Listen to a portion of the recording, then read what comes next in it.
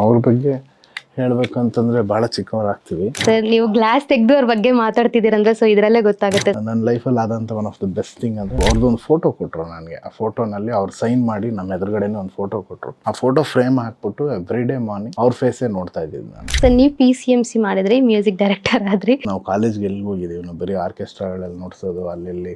ಈ ಸರಿಗಮಪ ಸ್ಪೆಷಾಲಿಟಿ ಏನಂದರೆ we don't judge, we try to support them. Sarigamapa ಅಲ್ಲಿ ಬರ್ತಿರೋ ಒಂದು ಕಂಟೆಸ್ಟೆಂಟ್ಸ್ ಎಲ್ಲ ಎಮೋಷ್ನಲಿ ಅವ್ರು ಏನಾದರೂ ಒಂದು ಹೇಳ್ತಾರೆ, ಸೊ ಎಮೋಷನಲ್ ಬ್ಯಾಕ್ಗ್ರೌಂಡ್ ಇರೋವರಿಗೆ ಸರಿಗಮಪ ಚಾನ್ಸ್ ಕೊಡ್ತಾ ಇದಾರೆ ಅನ್ನೋ ಒಂದು ಟ್ರೋಲ್ ಬರುತ್ತೆ. ಮತ್ತೆ ಎಲ್ಲ ಕುರಿಕಾರರು ಹನುಮಂತ ಆಗಕ್ಕಾಗಿಲ್ಲ. ನಮಗೋಸ್ಕರ ಜಗತ್ತು ನಿಲ್ಲಲ್ಲ, ಜಗತ್ ಜೊತೆ ನಾವು ಓಡ್ತಾ ಇರಬೇಕು. ಫ್ಯಾನ್ಸ್ ಕ್ಲಬ್ ಅಂತ ಮಾಡಿರೋದೇ ದೊಡ್ಡ ವಿಷಯ.